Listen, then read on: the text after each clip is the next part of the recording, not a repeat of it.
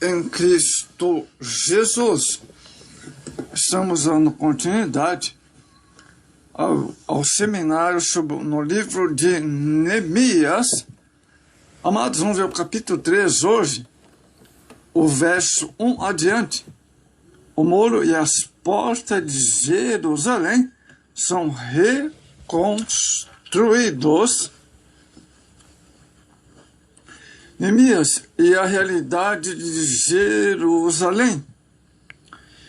Por causa dos pecados de Judá, o Senhor havia pedido através de Jeremias que Jerusalém seria transformada em ruína. Jeremias 9:11. Essa era a realidade dos dias de Neemias. Se transgredir contra o Senhor, nossa casa espiritual se torna deserta. Lucas 13:35. Primeiro, os muros foram derrubados. Os muros de Jerusalém foram edificados ainda nos dias de Salomão, 1 Reis 3. Por isso ele estabeleceu tributos ao povo, 1 Reis 9:15. No reinado de Ezequiel, os muros foram reforçados, 2 Crônicas 35:2. Até que veio Nabucodonosor, derrubou os muros de Jerusalém. 2 Crônicas 36:19. Essa era a realidade dos dias de Neemias, amados, conforme registrado no capítulo 2, verso 13. Neemias fica em Jerusalém 12 anos da volta de Esdras à terra de Judá. Esdras havia voltado e Neemias chegou 12 anos depois do sacerdote Esdras. Esse, porém, era um sacerdote, ensinava a religião ao povo, ou seja, ensinava a Bíblia Sagrada. A situação de Jerusalém se tornara muito perigosa por causa das ameaças de destruição dos samaritanos e dos amorreus, um povo que vivia próximo a Jerusalém. Os judeus se encontravam quase indefesos, dependendo tão somente da proteção dos muros e da cidade, já em ruínas. Os muros das cidades, fortalezas da época do Antigo Testamento, eram tão essenciais à defesa do povo como os aviões de guerra dos países de hoje, amados. Bom, a situação das portas, as portas foram queimadas em Jerusalém. As portas de Jerusalém que um dia abriram para entrar o Rei da Glória foram queimadas em um grande incêndio por causa da desobediência de Judá. Jeremias 52:13. Jeremias lamentou essa desolação. Lamentações 1:4. Tudo era ruínas. Jerusalém estava sob o juízo divino. O Salmo 79 retrata de forma poética a triste realidade de Jerusalém. Dele o salmista apela para a misericórdia divina. Entretanto, através do profeta Miqueias, o Senhor já havia profetizado os juízos sobre Jerusalém. Miqueias 3:8-12.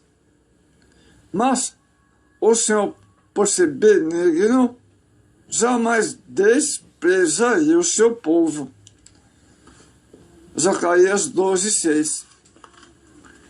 Nessa época, antigos inimigos, os judeus estão de posse da terra. Eram os moabitas, amonitas, árabes na época e recém-importados samaritanos. Com astúcia e amargura, opuseram-se à reedificação do muro de Jerusalém. Os inimigos mobilizaram seus exércitos e marcharam contra Jerusalém.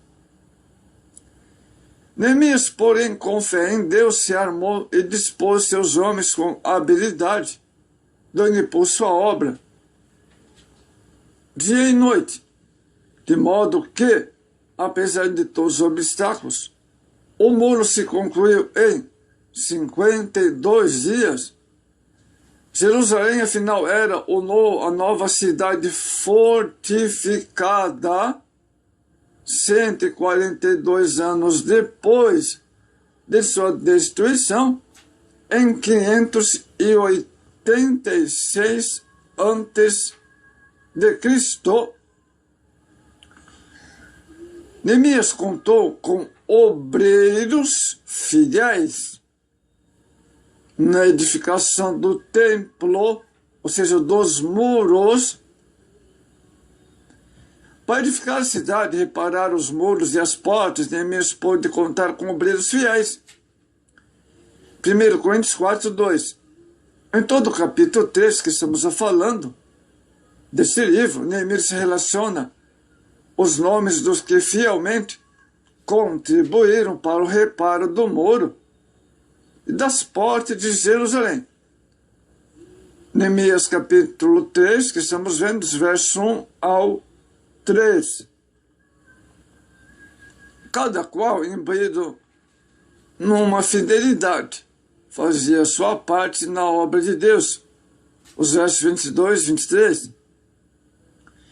A obra de Deus é feita por homens, por mulheres que se desprendem e se lançam para fazer sua obra nesta grande seara, e assim contribuindo para a reparação dos muros das brechas, impedindo assim a invasão das heresias, olha só, heresias, pecados e tudo que possa destruir o reino de Deus.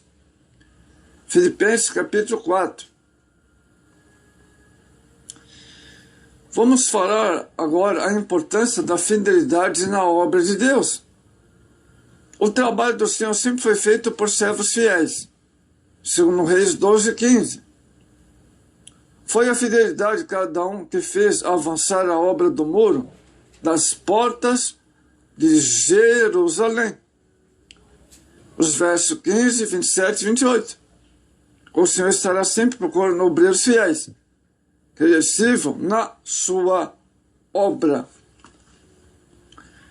Todos podem participar da obra, amados. Não existe exceção de pessoas, cada qual com o seu talento.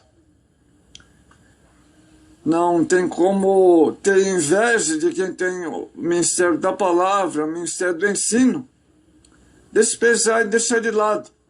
Como tem acontecido no dia de hoje, amados, nem todos podem participar. Existem pessoas que invejam os outros e tentam afastar, e procuram afastar. Quantas pessoas já afastaram pessoas que ensinam e pregam a palavra, né? Os próprios líderes, no dia de hoje, alguns têm se tornado invejosos dos próprios obreiros da casa do Senhor, líderes invejosos. Mas no tempo de Neemias é diferente, todos participavam. A lista de nomes de Neemias que apresenta é algo maravilhoso. Ali se encontra uma diversidade de colaboradores, sacerdotes, verso 1, ovíveis, boticários, verso 8, maiorais do distrito, verso 15, mercadores, verso 32. Isso significa que, amados, que no reino de Deus não há lugar, que há lugar para todos, indistintamente. Marcos 3, verso 13 e 19. Então, quando a pessoa faz acepção de pessoa, quando o líder faz acepção de pessoa, é porque existe uma inveja maligna, escondida, que quer impedir que o outro ensine na escola dominical, que o outro pregue a palavra de Deus. Porque existe ali uma inveja do próprio líder local. Muitas vezes tem ouvido essas situações, tem ouvido situações como esta, amados. Mas no reino de Deus não pode ser acepção de pessoa. Quando alguém faz acepção de pessoa, primeiro porque é carnal, segundo porque tem interesse, terceiro porque é invejoso do talento que os obreiros têm na casa do Senhor. Ao fazer suas rondas, amados, Neemias não pôde deixar de notar que um dos oficiais, Salum, estava sendo auxiliado por suas filhas, olha só. Esse fato é interessante, amados, importante. As mulheres eram raramente mencionadas no Oriente Médio. E quando a Bíblia relata suas atividades, é porque demonstrara algo muito significativo. Importante. Amados, quando a Bíblia relata as suas atividades, como vimos, é algo muito significativo. Essas jovens mostraram que não tinham medo de fazer a obra, normalmente dando apenas aos homens. Aprender assim que também as mulheres têm seu trabalho conveniente, importante na obra do Senhor.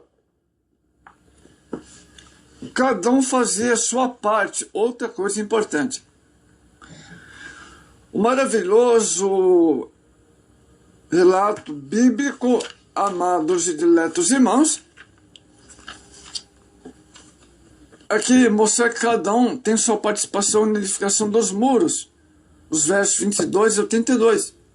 É dessa maneira que faz a obra de Deus, cada um faz sua parte. 1 Coríntios 3:10. A Bíblia diz que a diversidade de ministérios faz parte do plano de Deus, para que todos possam participar desse grande empreendimento espiritual. Agora, quando um líder impede o outro de fazer a obra, de pegar a palavra, de ensinar a palavra, como eu vou repetir, é porque existe uma inveja maligna, ou o líder está com medo, né, porque o outro tem um talento especial de ensinar e pregar a palavra. Então existe uma inveja maligna. Mas a própria Bíblia diz que existe uma diversidade de ministérios. Então tem líder que impede um ministério do outro por inveja. Por inveja maligna, carnal, pessoa carnal, que não tem um talento que o outro tem, e aí fica com inveja e faz acepção de pessoa.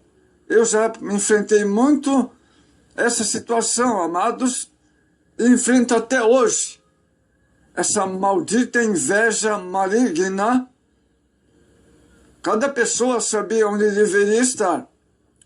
Sabia também qual era a sua responsabilidade e que se esperava dela. Alguns trabalhadores tinham que reconstruir sua parte no muro, desde o alicerce, enquanto outros tinham apenas que fazer reparos. Não importava se estavam envolvidos na construção ou na reparação. Cada um sabia de suas tarefas. Neemias não impedia ninguém de fazer sua tarefa ali na obra, na reconstrução. Neemias não era invejoso, fazendo com que se trabalhasse perto de sua própria casa. Neemias facilitava o acesso ao serviço e à alimentação e a segurança daqueles que eram mais próximos e amados. Isso aliviava cada operário de ansiedades desnecessárias com alimentação, provisão. Isso assegurava que cada pessoa se esforçasse ao máximo naquilo que fazia. Olha só que maravilha, hein? Vamos prosseguir, amados, na próxima etapa. Vamos falar sobre a importância das portas e o muro e seu significado.